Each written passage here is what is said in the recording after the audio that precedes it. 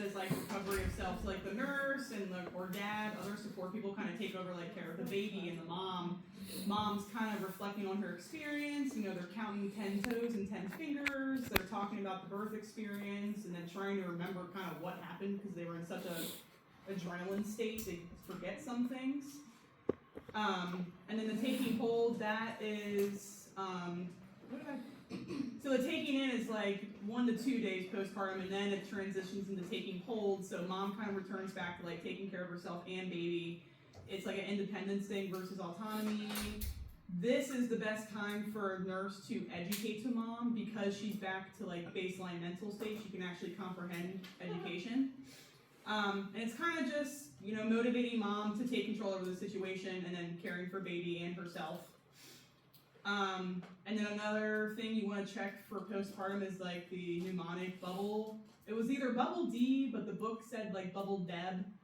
So stuff like you're checking out the breasts. Are they coming in? Is milk being produced? Is the uterus boggier to place? Like, is there an inversion or involution going on? Are they having any bladder retention? Can they pee on their own? Do they have hemorrhoids from pushing? Can they have a bowel movement? How painful is it really? The lochia is also on the next one. I don't know what that means, but we put discharge, so is it bleeding? Yeah.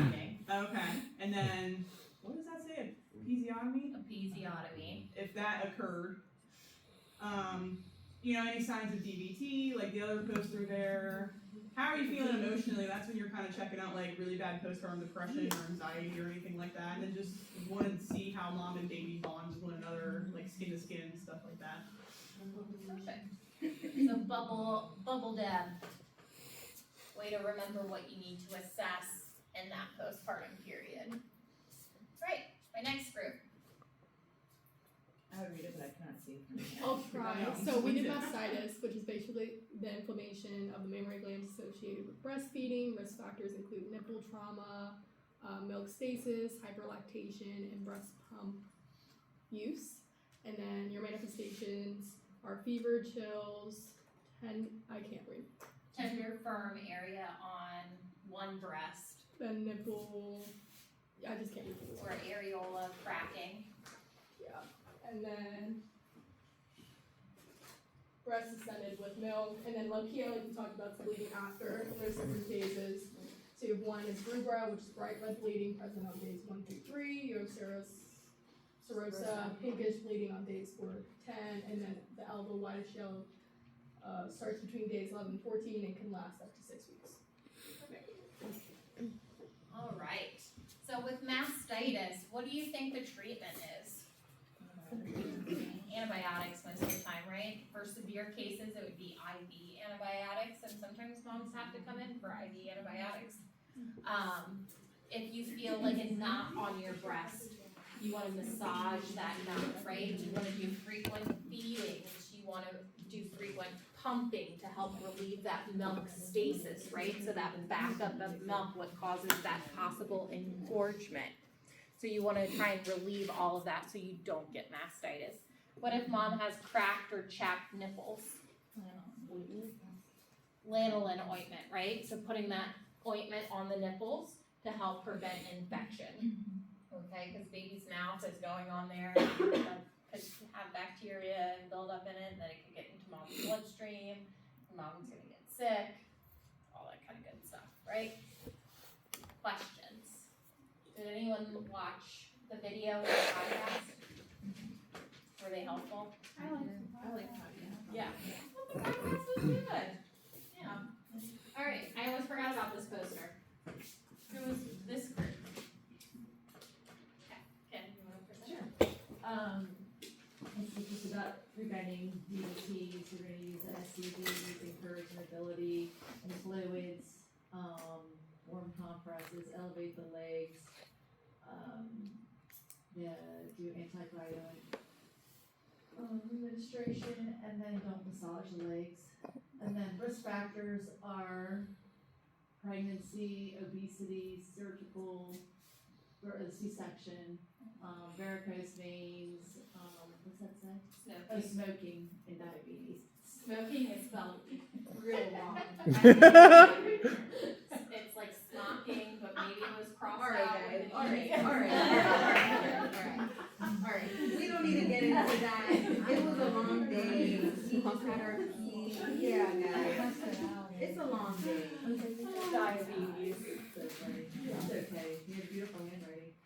Urinary retention, the risk factors for prolonged second stage of labor or birth, epidural, fetal weight, they're too big, instrumental delivery, and delayed birth, void of bladder.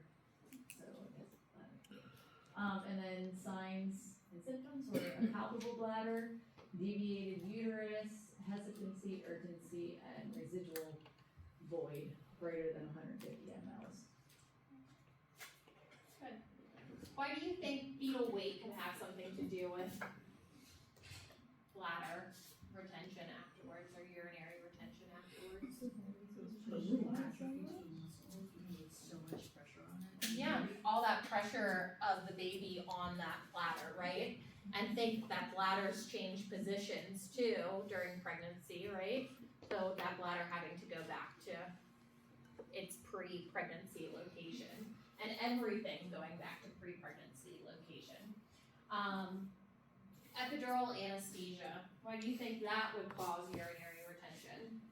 CNS depression. Yeah, that loss of feeling, right? Prolonged second stage, meaning they push for a really long time. Those nerve endings are, potentially been damaged and constricted, and they're just having a hard time getting that feeling back again.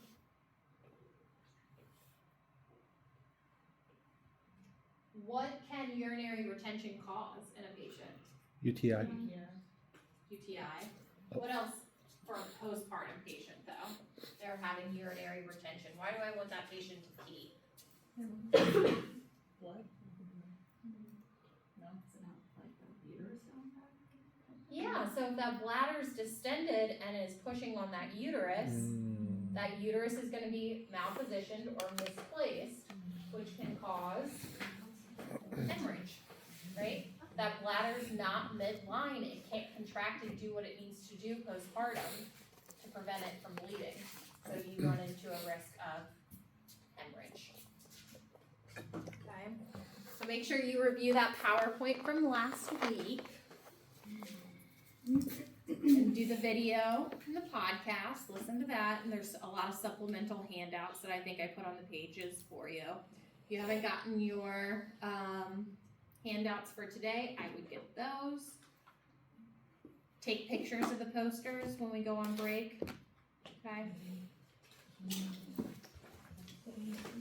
Alright, so we're gonna talk about GDM, hypertension, and postpartum hemorrhage today. Yes. Uh-huh. Like first semester, when we used to do posters, well, I'm just saying this year, but like, Yeah. our other professors, she would like red star, like maybe key points from the posters that should know. So I don't know, maybe you could do that too. I mean, if not, that's it, but like, just a suggestion. I would know your PowerPoint, listen to the podcast and the video. Yep. Yeah, that's what I would do.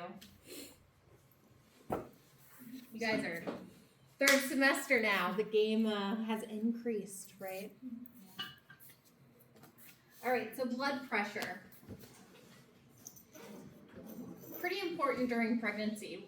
Hypertensive disorders are in about 5 to 10% of all pregnancies, and they're one of the leading causes of maternal mortality.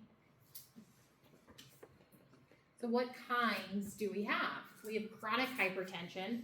Those are going to be those people who have high blood pressure going into pregnancy, okay? Gestational hypertension, superimposed hypertension, and preeclampsia. So gestational hypertension, this is going to be a patient who presents with blood pressures systolic over or equal to 140 and diastolic over or equal to 90. It's going to occur after 20 weeks of gestation, and you're not going to have proteinuria or any new signs of end organ dysfunction. It is solely just going to be the elevated pressures. These patients do have a risk of developing preeclampsia later on though. I had gestational hypertension with my first, and my systolics were fine, like 145, 150. They were a little elevated, but it was my diastolic. I was like 105, 1 teens for my diastolic. So it's one or the other. Superimposed hypertension. These are patients who have chronic hypertension, but it's worsening during pregnancy, and they develop a new onset of proteinuria after 20 weeks. So this means they have protein in their urine, right? Preeclampsia. New onset hypertension that greater than or equal to 140/90, one or the other. Proteinuria or end organ disease after 20 weeks. So this would be like renal failure, something like that, okay? The parameters for preeclampsia changed back in 2013, and what it does not include is dependent edema. Everyone thinks edema corresponds with preeclampsia, but it doesn't, okay? It can be a symptom, but it's not a diagnostic tool of preeclampsia. Proteinuria is not required for diagnosis, okay? But you have to have that or end organ disease. Gotcha. Correct. So what are some risk factors? Having a family history, so maybe your mom had preeclampsia. Your first baby, you just had a higher risk for preeclampsia. Genetic predispositions. Multi-fetal pregnancy, so multiples. AMA, advanced maternal age, so anything over the age of 35. History of IVF pregnancy. Pre-existing hypertensive disorders, diabetes, you're at risk. Chronic kidney disease, smoking, obesity. So how do I diagnose preeclampsia? Thank you, Arne. We need that blood pressure of greater than or equal to 140/90 on 2 separate occasions, at least 4 hours apart. Right, 2 elevated pressures. So if you go in and you have, like, let's say 150 over 100 or whatever, they're going to be like, we'd really like you to chill out for a little bit. Like, you're going to stay there for 4 hours? Or they're going to be like, you can come back tomorrow. They'd probably send you to triage, OB Okay. triage. Yep, and they take that first blood pressure and then take into consideration the blood pressures you have while you're in triage with us. Okay. No matter what, how many weeks you are? Is that what you? Greater than 20 weeks. Okay, right. So proteinuria, I'm gonna dip the urine to test for urine. So that urine dipstick, dip it into the urine, and if I get anything greater than 1+, positive for urine, for protein, right? There's also the 24-hour protein collection, or 24-hour urine. How do we do that? Is that when they, like, you pee at 7 and then you start collecting after that? You keep that urine for 24 hours, and they give you that big orange jug, and where does it need to be kept? Ice. On ice or in the fridge, right? It needs to be kept cold. So that should show a protein level of greater than 300 in a 24-hour urine. And then we have a protein creatinine ratio, which is a PCR. 0.3 grams is what we would see for that to be positive, would be 0.3. And kidney function, you might see decreased, right? So if they don't have proteinuria, then most likely you're gonna see the kidney function, right, being low, because you need that end stage renal or organ failure of some sort. So severe preeclampsia. This has an increase in pressures. We're 160 over 110 now. You might see the platelets decreasing. They would typically be less than 1,000. You might have impaired liver function. Creatinine level again might be decreased, less than 1.1 or greater, greater than 1.1. I told you guys I'm not feeling well. Pulmonary edema, and you might have new onset visual disturbances or right upper quadrant pain. You may also be experiencing some headaches, right?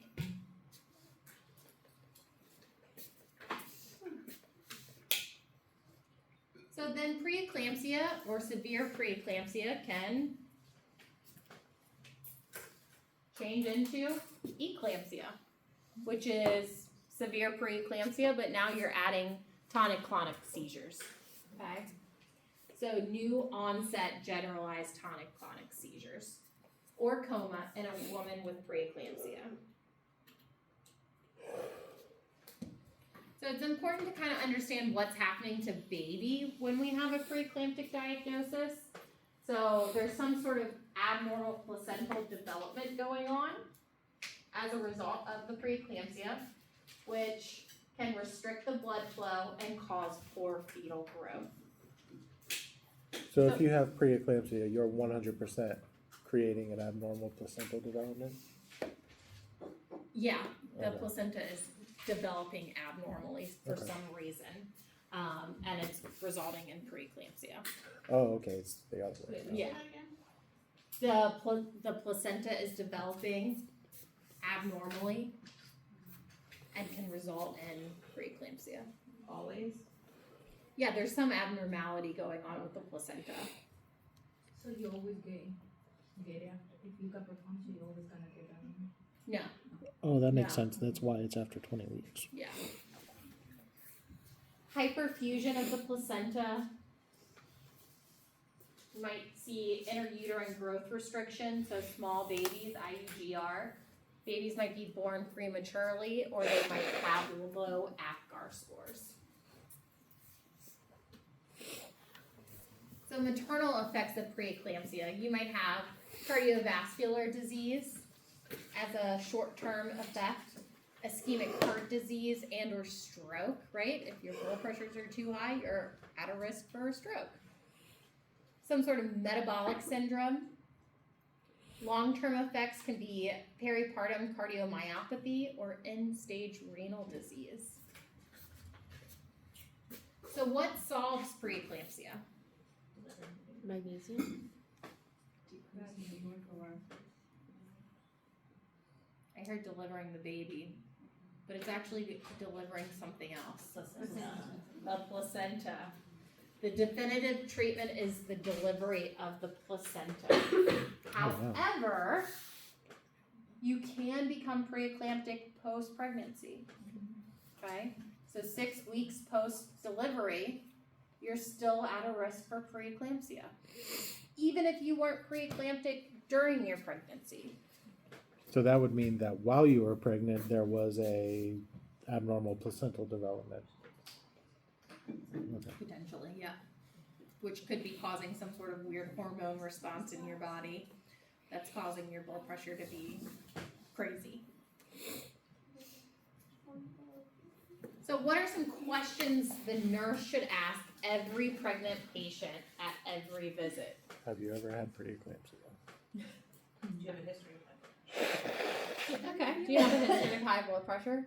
Well, assessment-wise. Headaches, do you have headaches? Visual disturbances? Visual disturbances, Right upper quadrant. right upper quadrant pain. How's your baby doing? Have you been feeling your baby move? Yeah. Yeah. Are you leaking any fluid? Are you swelling? Have you had any contractions? Good. Are you bleeding?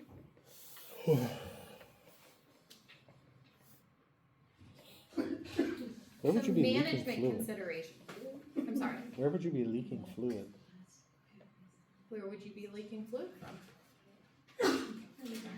Pre-rupture? Yeah, if your membrane sternoroids are ruptured.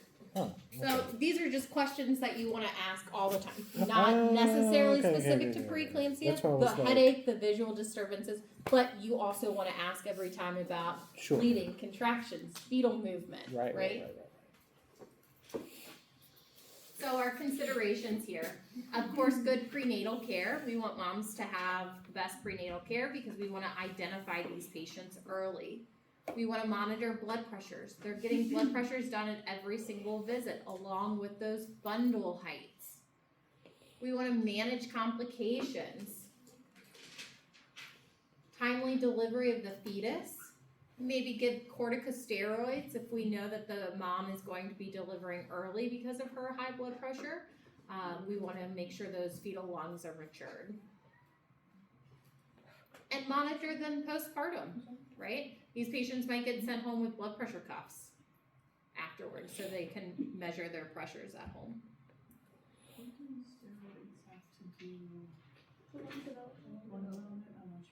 Yeah, for the baby. Give those steroids for the baby to develop the lungs if they're going to deliver prematurely. So delivery recommendations for those with hypertension or preeclampsia, sorry. Mild preeclampsia before 37 weeks, we're just going to monitor these patients, right? We don't have to deliver them as long as their symptoms remain mild. We'll deliver them prior to 39 weeks though. Mild preeclampsia after 37 weeks, we're going to induce labor.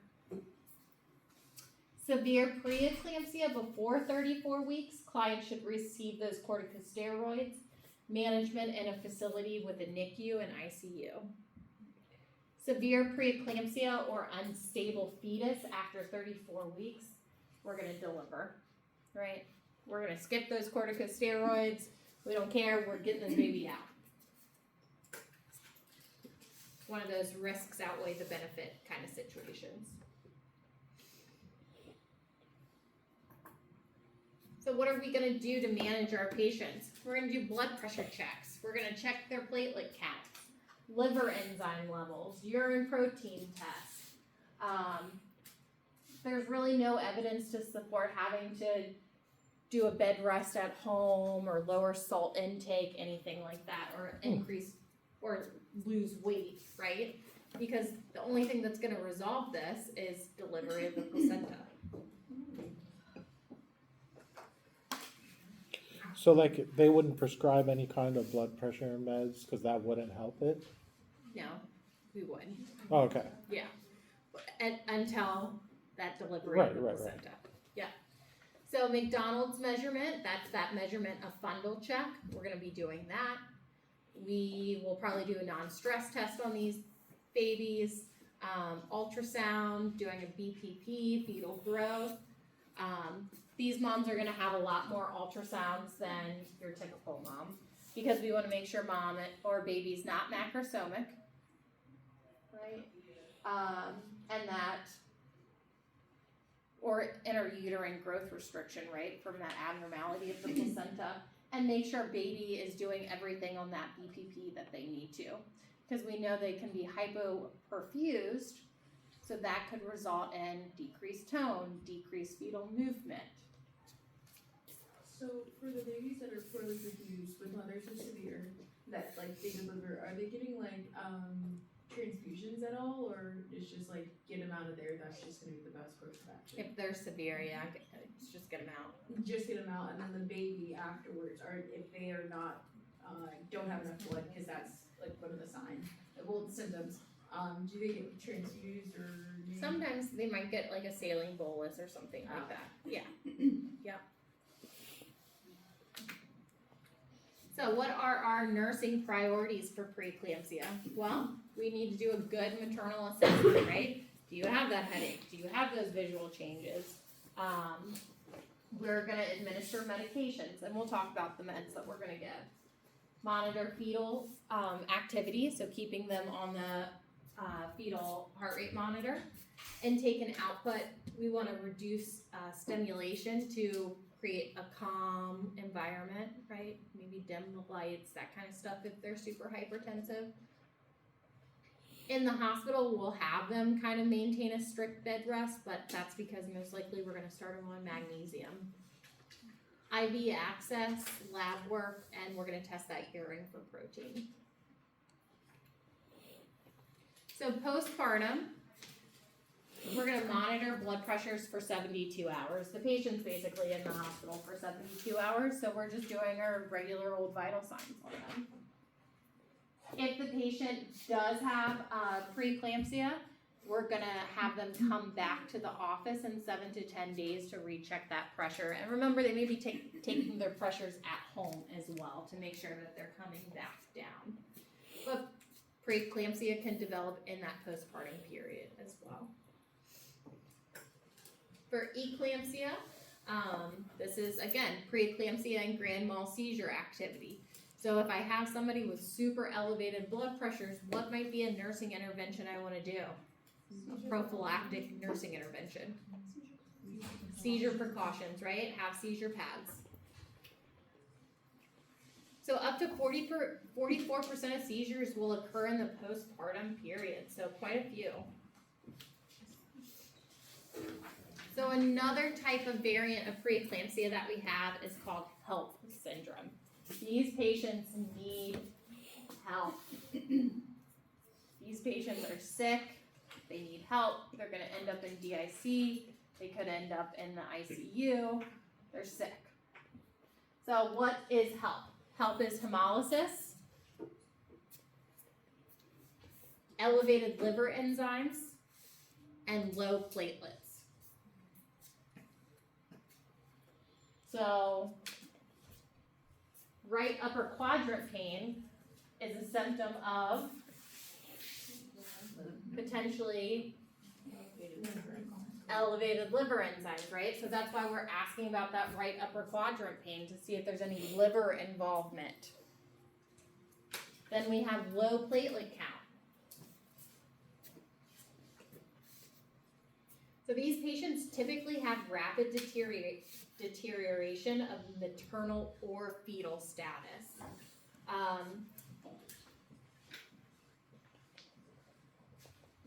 Typically going to occur in the 3rd trimester. You're not really going to see it earlier than the 3rd trimester. So you're going to have to do labs in order to diagnose HELP, right? So you're going to have elevated pressures. You're going to have the elevated liver enzymes, the low platelet counts.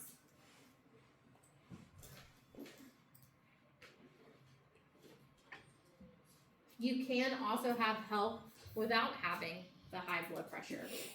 Okay, you could have something called atypical HELP, where you've got these symptoms, but you don't have the blood pressures that match. All right, so what medications are we gonna give for preeclampsia? We're gonna give calcium channel blockers, beta blockers, maybe some NSAIDs, some anti-addigenic agents, and some potentially diuretics as well. But the number one medication that we're gonna give is magnesium sulfate. Important to note that mag sulfate is for seizure prophylaxis. It is not for blood pressure management. Although it's going to decrease blood pressure initially, right? Because it's that smooth muscle relaxer, right? And we have that CNS effect. But we're not giving it to decrease the blood pressure. We're giving it to increase that seizure threshold, okay? So it's recommended for patients who are experiencing eclampsia or severe preeclampsia. Our expected side effects of this medication is feeling flushed, maybe having a metallic taste in their mouth, fetal heart rate variability changes, decrease in reflexes,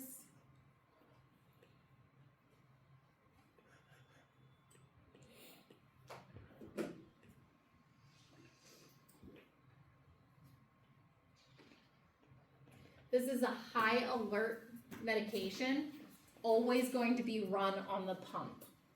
We're gonna give a bolus first, and then we're gonna give a maintenance, right?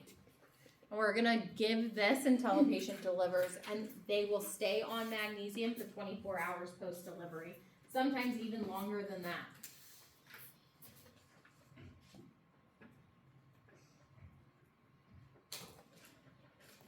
What are some concerning assessment data that I would look at for mag toxicity? Reflexes and respirations, right? Because it can have the potential to paralyze breathing muscles. What is the antidote to magnesium? Calcium gluconate, right? It needs to be kept immediately available. So when the provider orders magnesium, they just go ahead and put that calcium gluconate order in, as a prophylactic. Do you find that they actually do that? What? Put the prescription in for calcium glutamate? Yeah, it's part of our order set. Because So- I see like narcotics all the time and never order for Narcan, Yeah. which is weird. Yeah. Yeah. I guess it's different with mag sulfate because we know that, like, we're trying to get them almost to a toxic That's level. valid. We're getting them to a therapeutic range. Right. So, like, they are going to have a high mag level. Like it has a closer. Yeah. So whatever think of the it as like, pharmacological word is. think of it when you give Coumadin to a patient. Their INR you want between 2 and 3, right? Mhm. And that's a therapeutic dose of Coumadin. So me, who doesn't take INR or Coumadin, my INR is going to be less, right? Mhm. Well, when I have a patient on magnesium, I need to get them to a therapeutic level. So the lab's going to call me if I draw a mag level on my patient because it's going to be critically high. But I want it critically high. Right. Okay, Yeah. but I don't want it over 8. That's where we're concerned about mag toxicity. So again, have that calcium gluconate on hand. That's the antidote.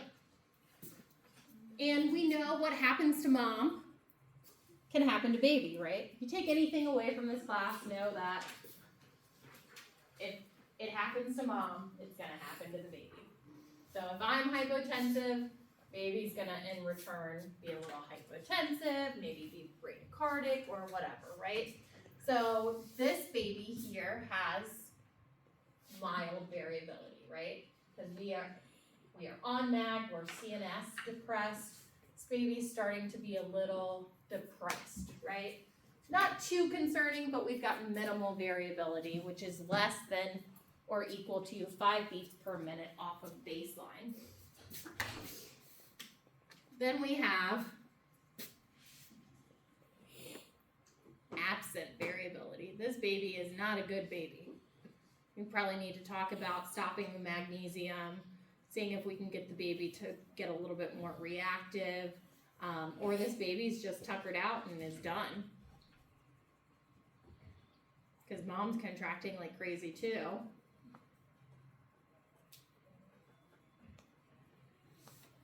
When you said done, you mean dead. C-section. Oh, okay. Yeah. So not necessarily like dead. No. This baby's just done with everything needs to come out. Do you want us to remember, like, the pictures in general, kind of like if in that search they show us an EKG and we have to identify like what it is? Do you want us to understand like the difference between like variabilities and stuff, like picture wise, No, or just kind of understand that just like kind of understand baby's gonna be okay, tired, right?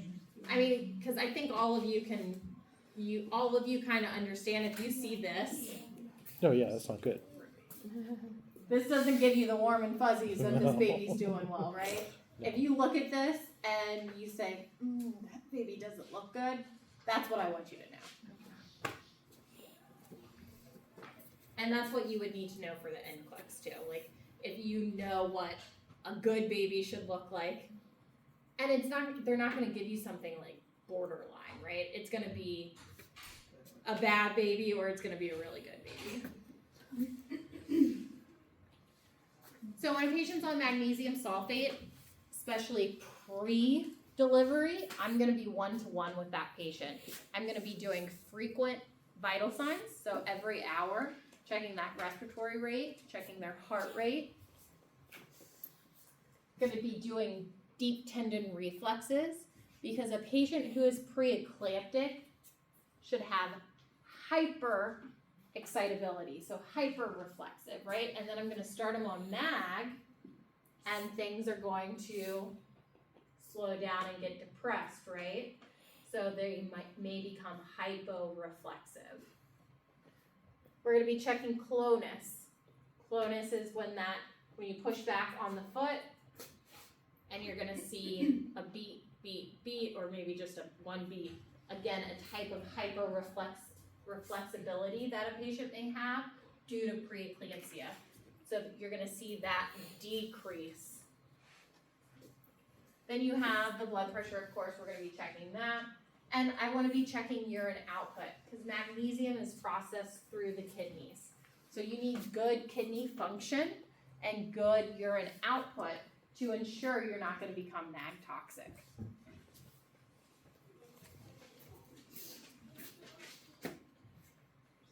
So we do give blood pressure meds to help with preeclampsia, right? Because we need to keep those blood pressures down. So especially if we need to give those corticosteroids, if we want the patient on MAG and we're gonna let them deliver vaginally, we're gonna have to give something to keep those pressures down. So hydralazine is one of the medications we can give. Can increase cardiac output and heart rate. Typically we're gonna give this IV, but it can be given IM. And it can cause rebound tachycardia and hypotension. So it's gonna be a peripheral vasodilator. Labetalol is another medication that we give. So it's a beta blocker, going to be given IV. We want to avoid giving the beta blocker to patients who are asthmatics and have bradycardia, right? Because we know labetalol is that beta blocker, so we can have bronchospasms, we can have bradycardia as a result. Nifedipine, this is a calcium channel blocker that we'll give. Typically we're going to give IV, but we can give PO as well. These patients may experience flushing, have peripheral edema, reflex tachycardia, and headaches. What is another OB condition that we give nifedipine for?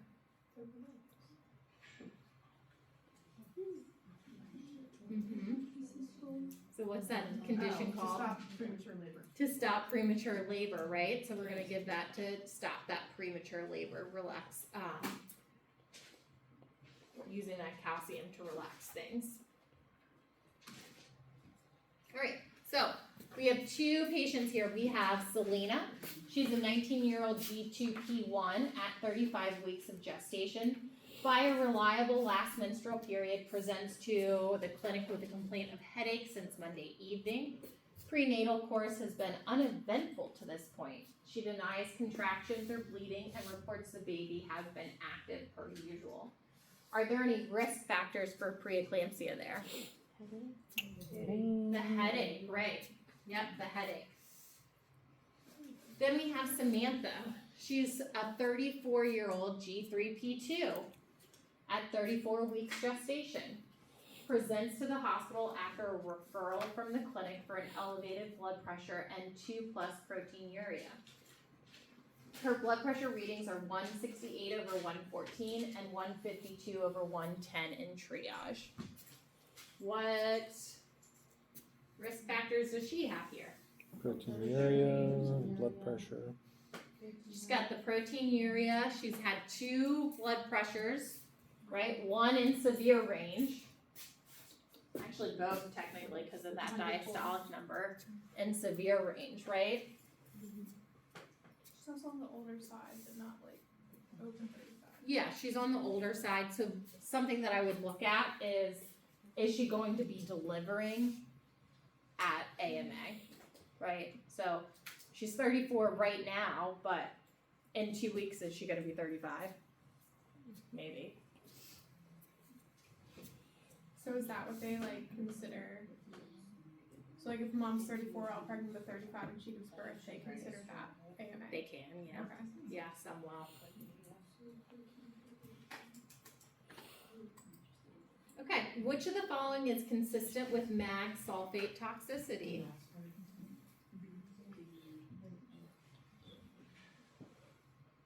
Heart rate, urine output. So, am I concerned of DTRs 3+? No, right? Because if patient was mag toxic, I would see DTRs of like 0, right? Flushing, is that a sign of mag toxicity? It's an expected, right? Heart rate of 40, that's a sign, right? That's So the flushing bradycardia. is, So flushing is an expected okay, symptom of or magnesium, okay. not a symptom of mag toxicity. Urine output 20 mLs times 2 hours. I'd be concerned about that, but that's not telling me she's mag toxic. That's putting her at maybe a potential risk to become mag toxic, but the only symptom here of mag toxicity is that heart rate of less than 40. Which of the following symptoms are consistent with HELLP syndrome? C, that right upper quadrant pain. Which of the following assessment are consistent with preeclampsia with severe features? Are DTRs 2+? No. How about blood pressure of 158/88? Yep. That's severe? No. What's severe? 162 to 110. Correct. Right upper quadrant pain? Yep. Yep. Protein creatinine ratio of 0.34. That's elevated. It is an elevated protein creatinine ratio, but not to the point that I'm thinking severe preeclampsia. How about the platelet count of 98? Yep. Very concerned about that. So C and E. Which of the following subjective complaints may indicate preeclampsia?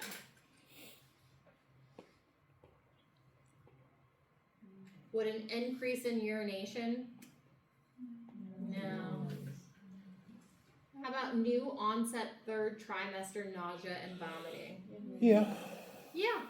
Yeah, right, because of the increase in blood pressure. Because heartburn at 16 weeks?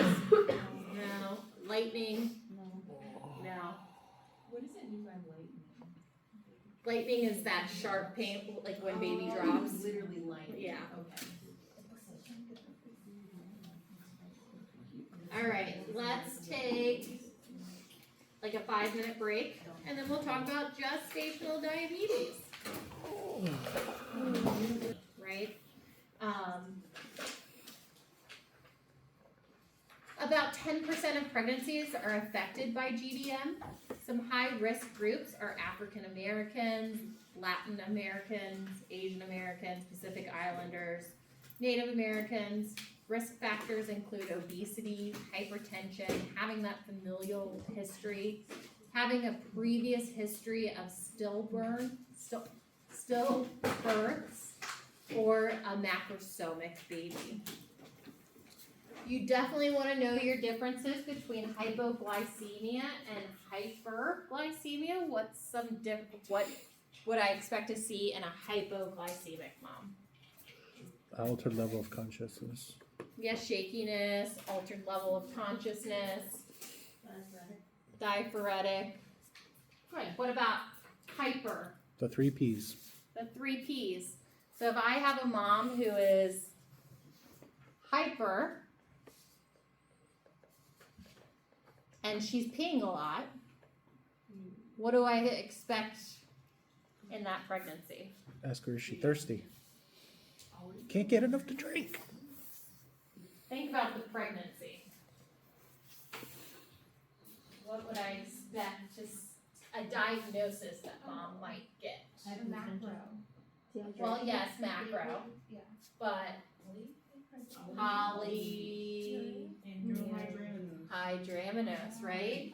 Because we know baby is peeing and making that amniotic fluid, but if mom's glucose is high, then baby's glucose is high, and baby's gonna be peeing a lot.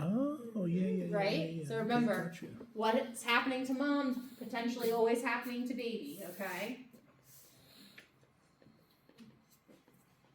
So some complications that we may see here. Maternal side. If you're GDM, you're at an increased risk of developing preeclampsia.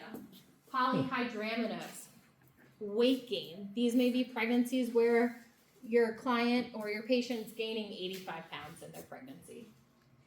DKA or hypoglycemia.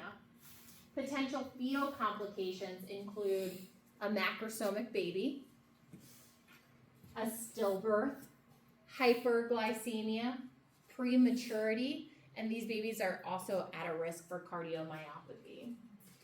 When a baby's born to a GDM mom, what are some symptoms that I might see?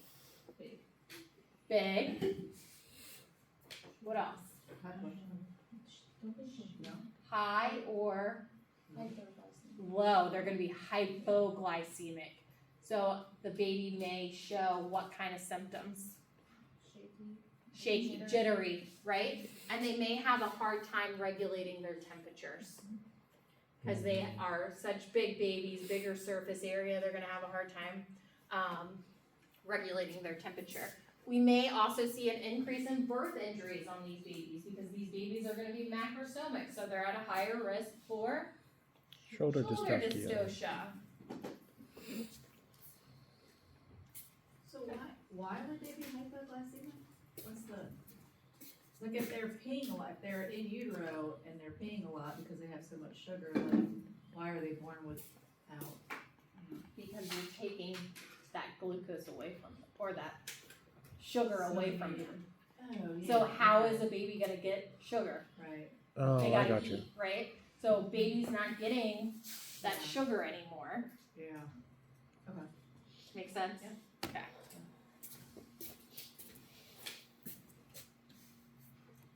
Yeah, Brian, Oh. sorry. No, you're good. I was gonna say, how does polyhydramnios occur if we just talked like oligo is kind of a bigger concern? Like, what did we just say? Polly? Like, so if you have really, like, hyperglycemia causes oligohydramnios, how does poly occur? Where do you see No, it causes Causes poly. I'm gonna have to chat GPT that one. I don't know what I'm confusing myself right now. we wrote down Ollie, but It's I poly. thought, I Yeah. thought we just said oligo. No. Poly. Okay. Polyhydramnios, right? Oh, because they're peeing too much. Yeah, they're peeing too much. Yeah, so they're gonna have an increase in amniotic fluid. Mom's peeing too much, baby's everybody's just peeing too much. Like a R. Kelly video. So GDM's diagnosed using a two-step method. So typically the test occurs at about 30 or 24 weeks, 24 to 28 weeks. And you're gonna go into the office, you're gonna drink this highly sugared drink. It's about 75 grams of sugar, in different flavors. Like 2 I sodas. recommend the fruit punch, I really liked that one. The lemon lime one was good. I've heard terrible things about the orange. So yeah, then you drink that, you don't eat anything or drink anything else for an hour, and then you're gonna have your blood tested or blood drawn, and you're gonna get a 1 hour glucose test. Typically you wanna see that somewhere under 180. But if it does come back elevated, then they're gonna send you for a 3 hour glucose test. That 3 hour glucose test, you're gonna fast for. You're gonna drink, I think it's 100 grams, of the sugar drink. And then they're gonna test your blood sugar at 1, 2, and 3. And yes, you're gonna sit at the doctor's office for 3 hours, and you're gonna have your blood tested at 1, 2, and 3 hours. Okay, so it's a long day. You encourage them to bring something to read. If a patient has 3 out of 4 tests elevated, then they are GDM. Okay, so they need 3 out of 4 tests to be confirmed. 2 or more, sorry, it's 2 or more of the 4 blood glucose values are elevated, the diagnosis is confirmed. So I'm sorry, I said 3, but it's 2.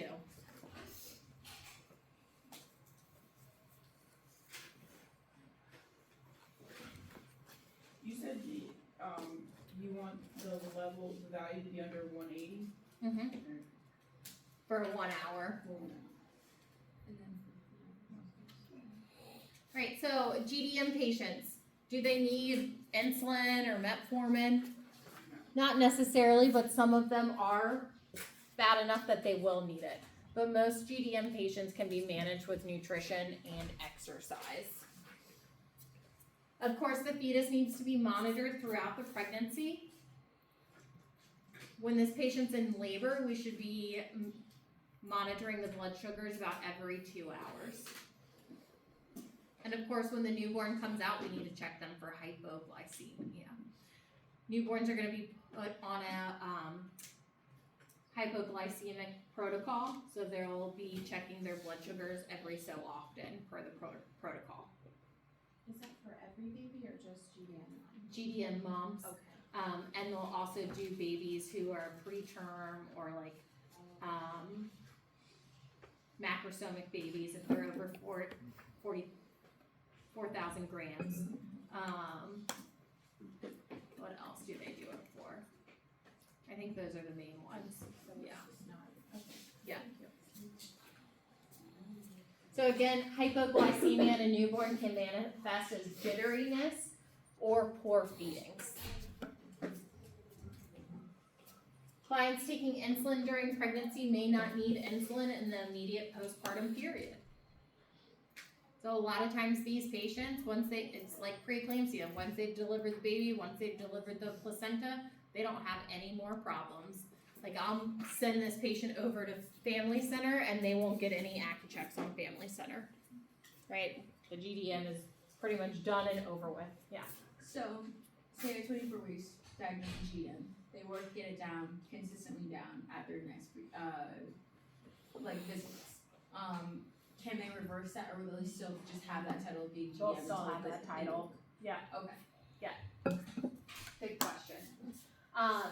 Because of the risk of developing type 2 diabetes after being diagnosed with GDM, these patients typically have a follow-up at 6 weeks and they'll recheck their blood sugars in the office.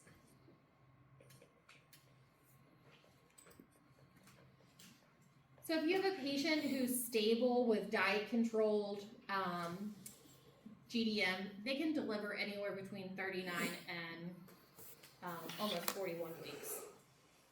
Stable med management patient's gonna deliver sometime in that 39 week.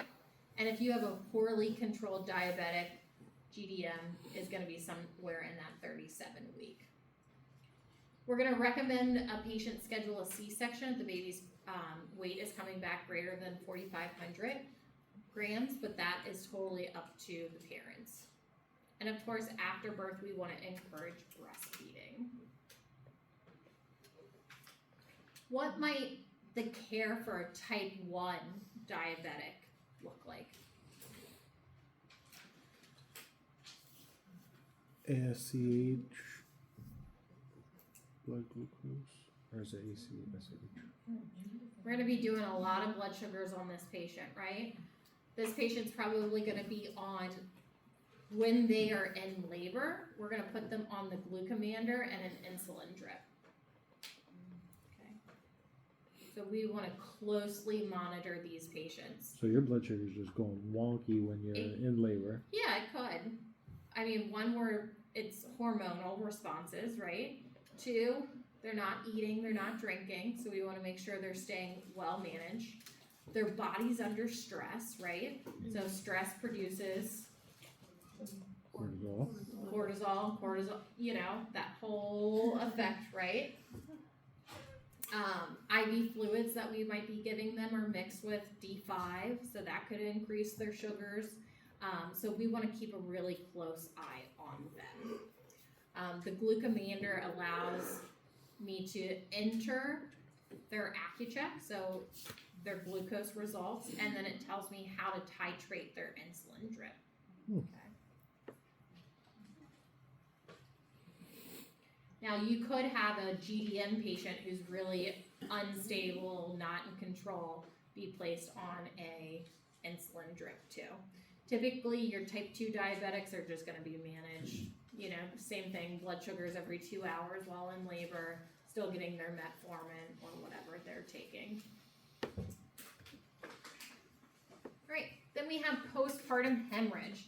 This is a potentially life-threatening complication that can occur after both vaginal and a C-section delivery. Postpartum hemorrhages are defined as a blood loss greater than 1,000 mLs after any kind of delivery.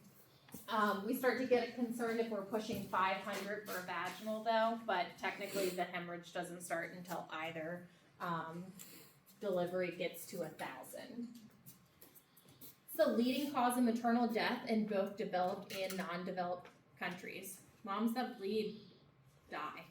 I have a question. If Yeah. you have a history of that, why would they still do the pulling of the placenta, like, to get the Placenta third to stage? release. Yeah, because So like you never want to pull on the placenta. You it want looked like that light doctor was. traction. They looked like that doctor was playing tug of war with that dang one thing. My patient had a history, Yes, you are not supposed. They are not supposed to pull on the placenta. and when he They pulled can it out, cause it was traction. like a lot of blood came out. Yeah. Yeah. I was like, oh, Yeah. that doesn't look good. But I kept on my, you're doing great face. Yeah. So you can have an early or immediate postpartum hemorrhage, which is going to be within that 24 hours of birth. So this is termed a primary postpartum hemorrhage. But then you can have a late or delayed or a secondary postpartum hemorrhage, which is going to be 24 hours or up to 12 weeks after birth. Normally we don't see them that late. I feel like the latest I've ever really seen it is like 8 weeks. But it can happen.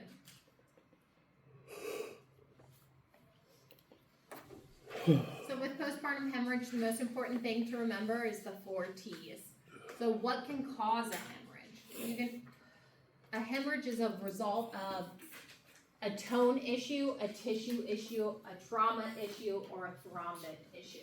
So tone would be that uterine atony. So your uterus would be boggy, right? So what would we do for a boggy uterus? We would massage it and administer Oxytocin. Pitocin, right, to get that uterus to contract back down. Then we can have a tissue issue. That could be a retained placenta. It could be clots that have built up in the uterus, or it could be uterine subinvolution. What would we do about that? What about like a uterine rupture? Would that not do it? Yeah, uterine rupture could cause it. Okay. Yeah. What do you think we would do about that if we had retained placenta or a lot of clots? You might have to go in and do a DNC, right? So we've got to evacuate whatever's in there. That could be a manual evacuation where the OB would go in and take their hand and literally try and scoop whatever's in there out, or it could be going back for a DNC. I'm such a doofus. I almost said continuous medication. Then we have trauma. Trauma is going to be some sort of laceration, maybe a hematoma, an inversion, so a uterine inversion or a rupture of some sort, right? So there's something traumatic that has happened. So what do you think our intervention for that's going to be? Surgery? Probably some sort of surgical repair, right? If it's a uterine inversion, replacing that uterus gently, and a lot of times that can be done manually, just pushing it back in. But obviously, if the uterus is ruptured, they need surgery. Is that something the doctor has to do, or if like you're in there and you see it, you're just like, No, the doctor would do Okay. it. I'm not pushing the uterus back in.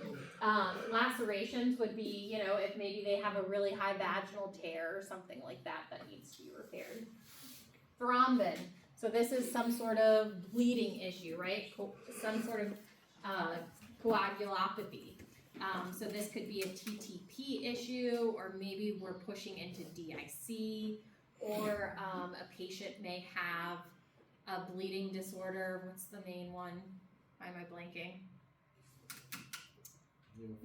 Yes, like a hemophilia type thing, or clotting factor disorder. So for that, if a patient's bleeding, what are we gonna do?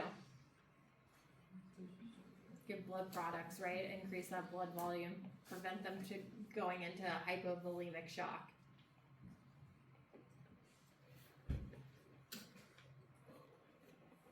We talked about risk factors. But most importantly here with our nursing assessment, we need to assess for uterine tone. We need to assess that vaginal bleeding. We need to see if that uterus is midline or if it's deviated from the midline. If the uterus is deviated at all, what is that telling me? It's not gonna go back down like correctly. Yeah, that the uterus isn't gonna go back down correctly, but what is that telling me? Why is it deviated? it depends on which side, The right? bladder's Yeah. distended. So what am I gonna have that patient do? You gotta pee pee. Pee. I'm either gonna get him up to the bladder, to the bathroom, or I'm going to straight cap them, right? If they're bleeding heavy, I'm not walking them to the bathroom because they're probably gonna pass out on me, so I'm gonna straight cap them in the bed. Again, nursing management includes fundal massages, doing those pad counts, right? We've got that quantified blood loss, so I'm gonna be counting and weighing those pads after delivery. We will administer uterotonic drugs, and we'll talk about those drugs here shortly. We're gonna administer fluid, monitor for signs and symptoms of shock, and any emergency measures as necessary if the patient is going into DIC.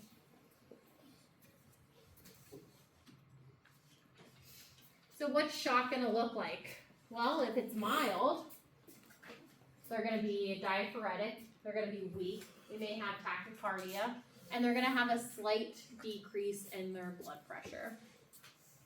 Moderate, they're gonna be pale, maybe restless, and maybe have a little bit more of a decrease in blood pressure. Severe, they're gonna be severely hypotensive. They're gonna have agitation and confusion. Overall, hemodynamically unstable.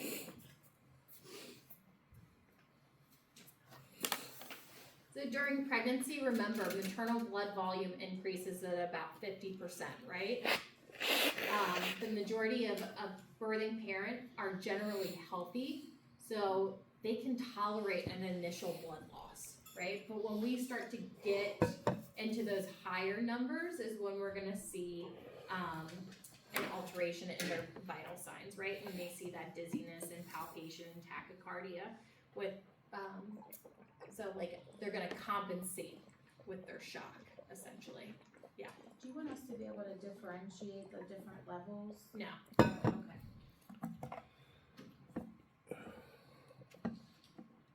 Okay.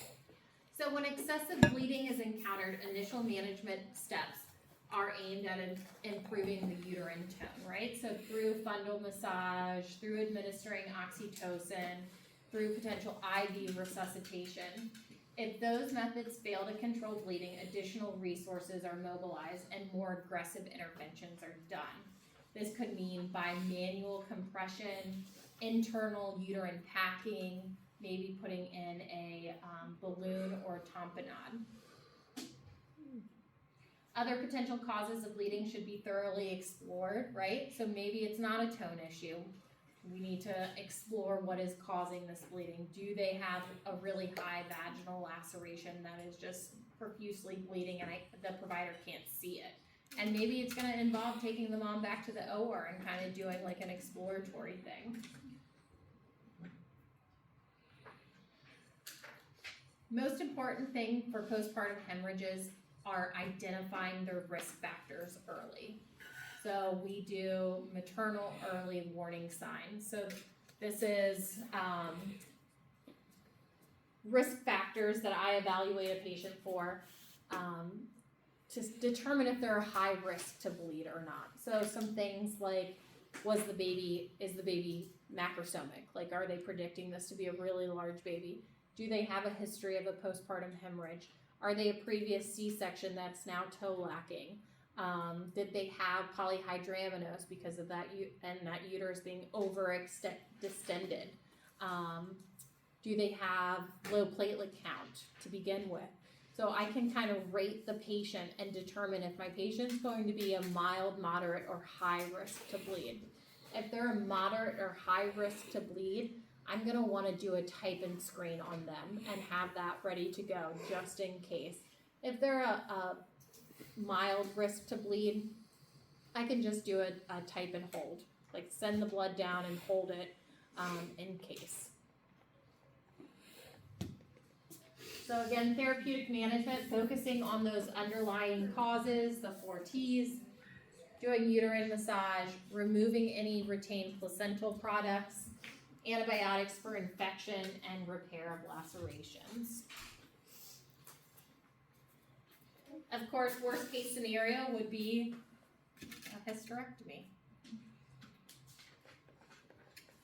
So a couple different pictures here. Bimanual compression, so that would be literally going in and doing the internal massage. They're trying to separate the uterus here, or separate the placenta there from the uterus to try and get the placenta out. This is that internal massage, and these are some of the tamponades balloons we can insert. So literally we put like a Foley balloon into the uterus. We blow it up with fluid, and it's going to put pressure on the vessels inside the uterus to help clamp them down. Just a question for the 2 more invasive ones where you're either going and scooping it out or doing that. Because of the pain, I'm assuming that's gonna come, or is it done at the point like they're already bleeding so much they're borderline unconscious that you can go in and do this, or would it be like just the additional stress of like I'm already bleeding and now you have like literal fists and hands pushing and shoving my organs together? Like, would there be any risk associated with that? Yes and no. Okay. Like pain, right? Yeah. Because this could occur right after birth. If it's right after birth, then maybe hopefully you still have that epidural in place, but it could happen on your day of discharge. And then a doctor comes over and you're bleeding so much that they're gonna try and do a manual scoop to get those clots out, because the clots are only gonna make it worse. Mhm. So see if I can get some of this stuff out to save time. And then of course infection too, you run the risk of that. So, yeah. Does that answer your question? Yeah. I'm quite sure none of what I'm thinking is gonna be on the test, so I'm not that worried about it.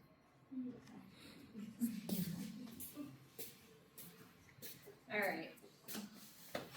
Postpartum hemorrhage medications. We have oxytocin. That's the main one we're gonna give, right? Everybody's gonna get oxytocin after delivery to help that uterus contract back down to normal size.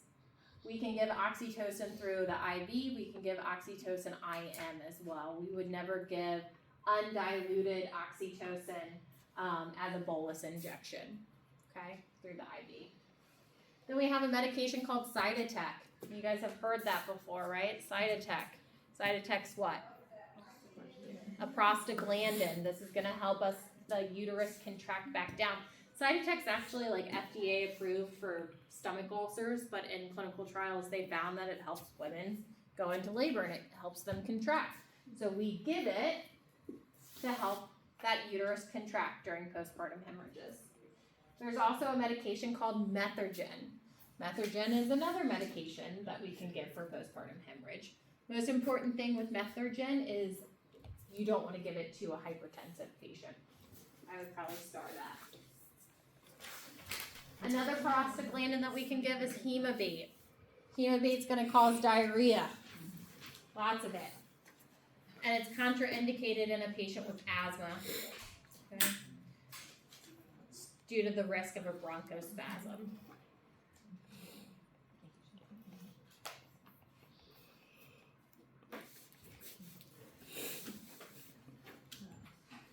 What is the one?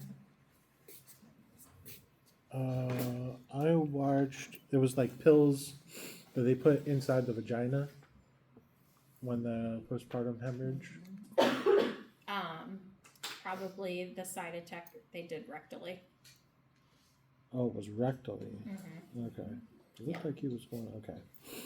On labor and delivery, you may, if you've been or if you're going, you may see a postpartum hemorrhage cart, okay? Postpartum hemorrhage cart is basically like the code card for a patient who's bleeding.